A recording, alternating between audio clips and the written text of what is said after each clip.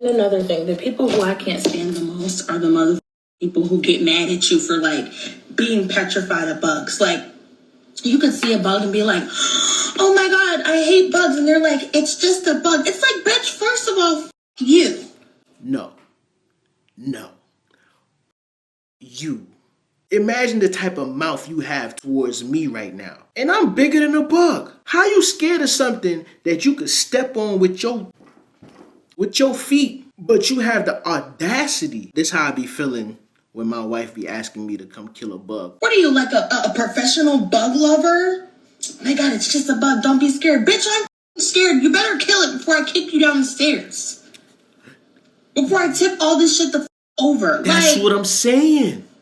They always have to put their 2 cents in shit. I don't know why you're scared. The bug. She's proving my point. This one is the kicker. The bug is more afraid of you than you are afraid of it. Bitch, I never thought I told you that I gave a about that. They think like they're like better than you, that they're not scared of the bug. I feel like low key they're scared of the bug. It's just they have to seem cool. No. Bitch, get the motherfucking bug right now before, like I said, I knock all this shit over, and I'm not playing. I guarantee you that if somebody your same size said some wild shit to you that you ain't like, you'll be ready to throw some hands. How come you can't have that same energy with that little ass roach? How come you don't have that same energy with that bee? You could fold some paper. Foul! Get out my face. I grounded my son from his computer. I took away all of his things. I let him keep his monitor. I come back to his room. This man built a computer. He's on a computer. He built it from scraps. Oh, no. He playing Grand Theft Auto. It can run Doom. And Grand Theft Auto, apparently. Ma'am, and I mean this from the bottom of my heart, from the depths of my soul. Leave that man alone. Let him cook. Yes. Let him cook. Yes. That is Tony Stark's in real life. Leave that man alone. Your pride might be hurt because he figured out a way to go behind the ground in. But what he just showed you just now is some untapped potential. Did you know that if you have a leaf rake, do you know how to properly use it? Most people go like this. That's not how you do it. You turn it over. Ain't no way. You go like that. You scoop your leaves up. And voila.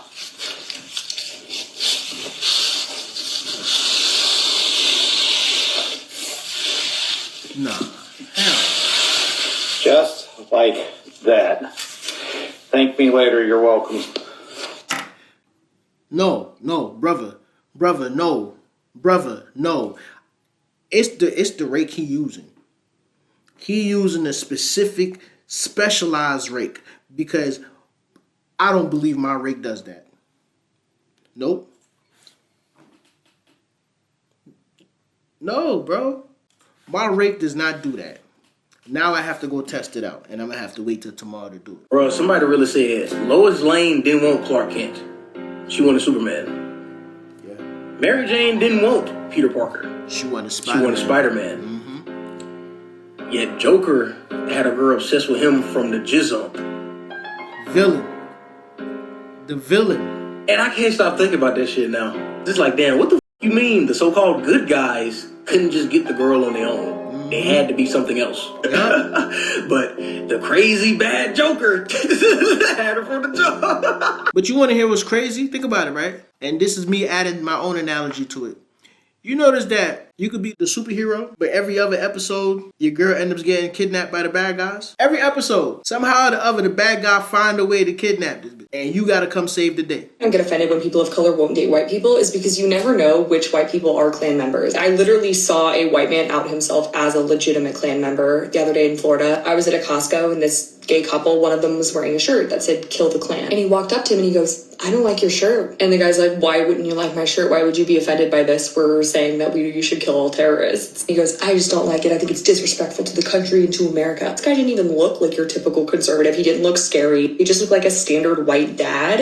And for him to get up in his face and get so confrontational and look at these men with such hatred and rage in his eyes. That's why I don't get offended when certain people of color don't date white people, because it truly is a safety thing, and you never know which people are either secretly or overtly racist. A lot more people are members of white supremacist organizations than you would even think. Obviously, it's difficult to even get an exact number on that because people aren't just going to walk around saying, hey, I'm a Klan member. There's still some level of secrecy to it, even though it's more open since Trump was reelected. It's a really scary time for a lot of people right now, especially when they're openly outing themselves as legitimate Klan members in public. I have an ex-coworker.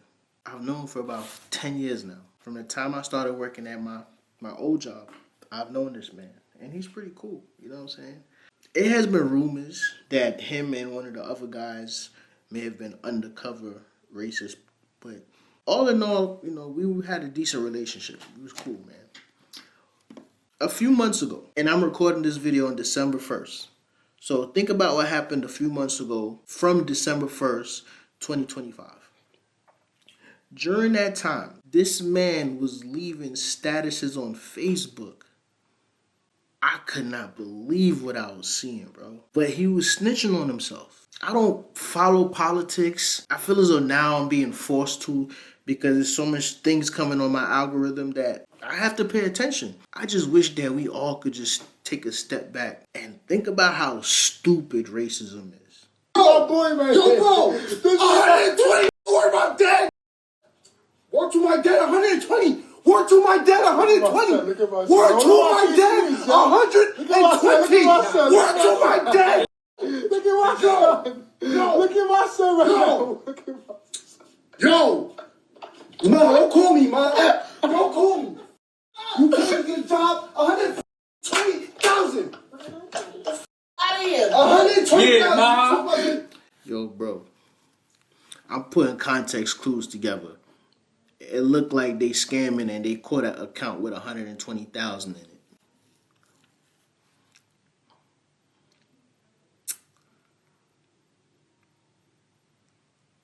Yeah. Just chill, baby. Just chill. Yeah, man. Good job. Good job. It's gonna be here. Watch. Watch when I clear this shit. I love my life. Oh my God. I love my life. Ooh. Oh, daddy. It's daddy. It's daddy. Yo. My leg. Yo, bro. Bro, I ain't gonna lie, bro. I even feel bad reacting to this because y'all snitching. Like, you incriminating yourself like crazy, son.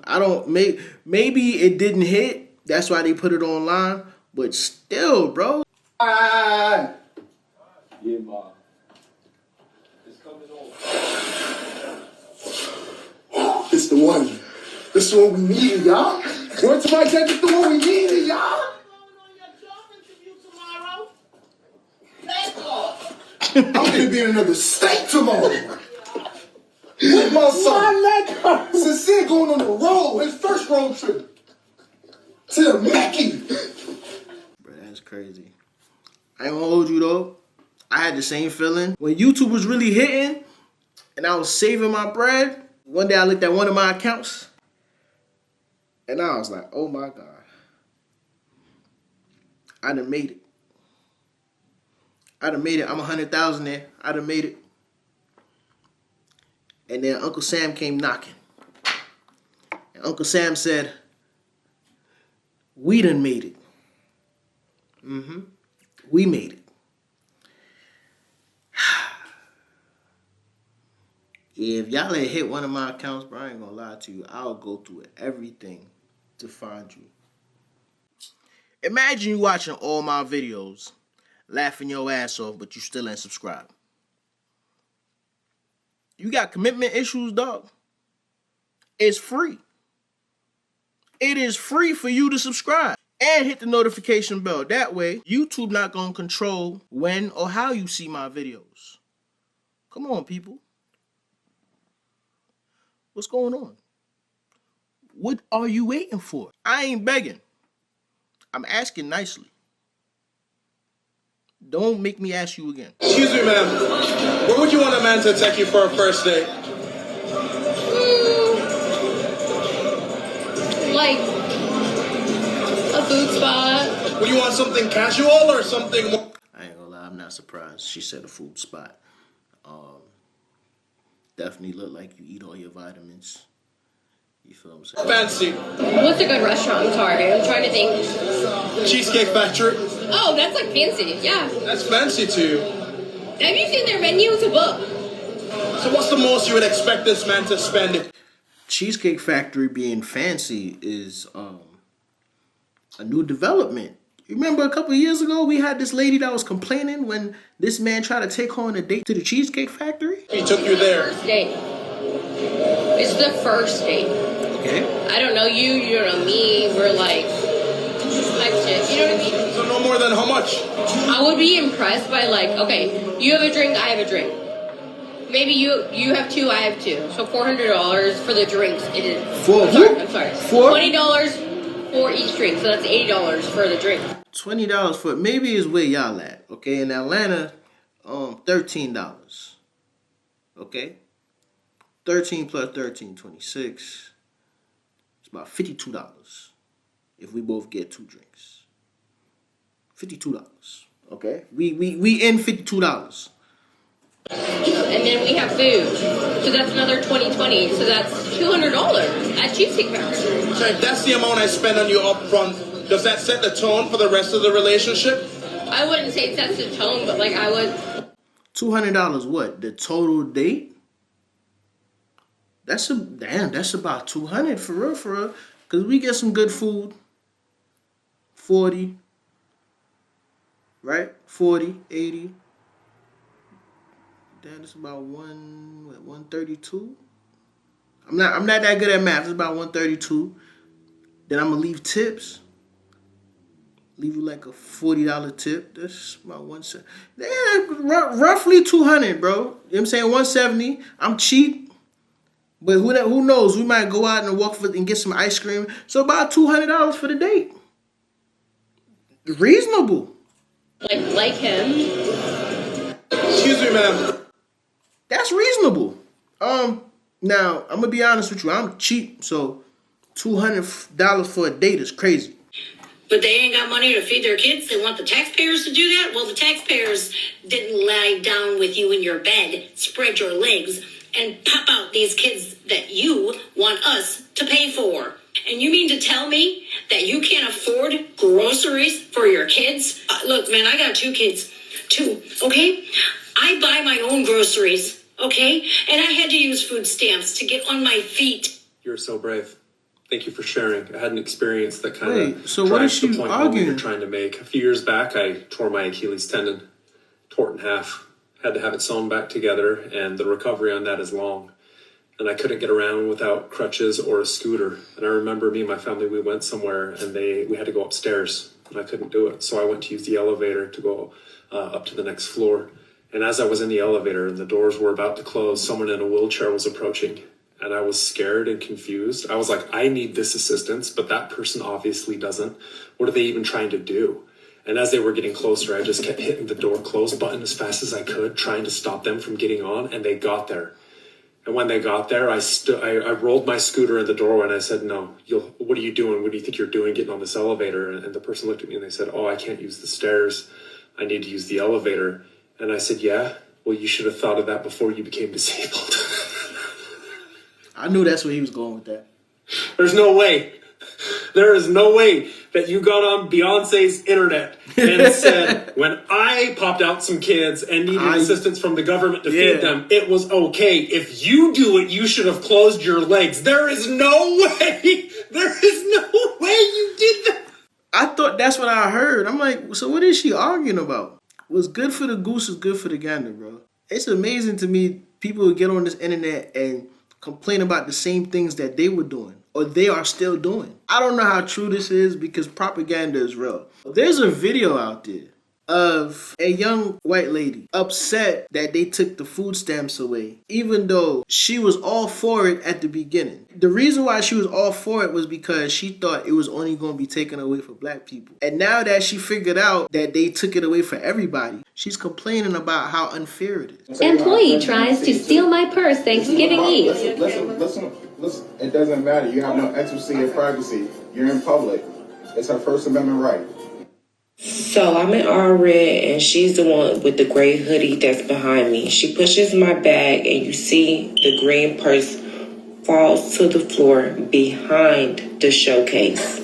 The only reason I set it down there is because I was already in the store for about 4.5 hours. You shouldn't be sitting your purse down nowhere. There goes my purse falling behind the showcase. I had it on my arm initially. She knew it was my purse. She seen me, count how much cash I had. And that's her walking up intentionally, coming behind, and you'll see her kick it up under it. Oh, man. There it goes. I asked her for a box because I had a lot of bundles that I was getting. Getting caught in 4K like that must be so embarrassing. And she kicks it again, make sure that's crazy. It's secured. The video is enough for me to charge you. I swear to God, I don't have that wallet and I'm pregnant. Oh my God. Girl, hold on. I advise you to come up with it. You just sat there and watched yourself in 4K. Push this woman's wallet over. Hide behind some boxes. And the best thing you could come up with is, I swear to God, I don't have that wallet. So who are we? You know what? We in the day and time right now where somebody could say that's AI. They trying to frame you. Because it can go to where you can come out of them cuffs. I can just write my report. Listen what I'm telling you. Now you going to jail. It can come to where I can write my report and you can come out of them cuffs and retrieve that bag. Is he still there? Huh? That's when he was going the to look. manager went to go look for her. Okay. I'm pressing charges. Ain't no way she coming out of them cuffs. This is the box. This is the purse.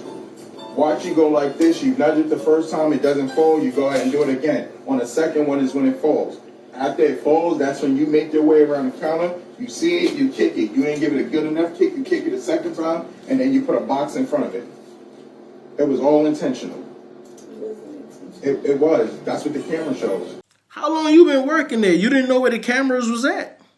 This is a well-deserved charge. You earned that charge. I need y'all to help me understand something. So when I'm at home, I'm real high tempo, upbeat.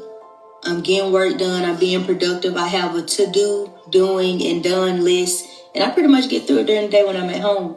Now, I'm talking to this guy, and when I go over there and chill with him, I feel like someone has pulled a plug out of me, and I go into this deep state of numbness. Well, he says it's because I need to rest and I don't rest well, so that's why I rest well when I'm with him. But it doesn't feel like that because I rest well at the house. I get a good amount of sleep at the house, and whatever I don't get, I shouldn't get because I don't think I should. Hey, you heard me. When I'm at his house, it feel real dark. It feel like I should go. It feel like I should be asleep. Whenever we watch a movie together, whenever I'm over there, I always fall asleep, and I'm not naturally a sleepy person. It just seemed like I feel like I've been made to feel bad about that from him, when in fact it just kept my chilling ain't never been so laid back to a point where I feel like I need to be asleep at 12 noon. I've never understood chilling like that. It kind of seemed like he do a lot of chilling. And that's kind of against what I believe in, because I think that when you building a relationship, y'all supposed to be doing stuff together. It don't have to always be out and about, but when I come over, why we don't have good conversation starters or something like that, it's just always, I'm just confused. I don't really know what I'm dealing with because it feel like my spirit get real dark when I'm there. And then when I leave there, I wake up. Okay, when I go and chill at his place, think about it like somebody put a lampshade on top of a lamp. But when I leave or I'm not at his place or I'm at my house, think about a lamp without a lampshade, how bright it is, how different it is. I feel that in real time. And I just want to know, have y'all ever dealt with something like this? Or is this a spiritual thing? Is Because I be feeling drained when I leave. I need to recharge. And I've been and slept the whole time I'm over there. And then I feel so off balance and out of sync.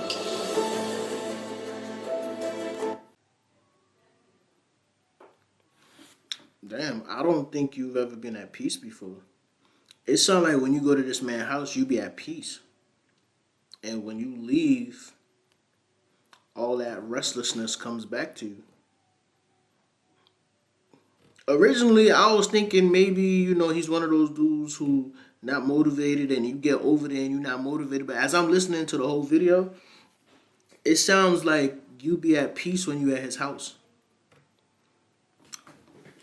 You need to look into that.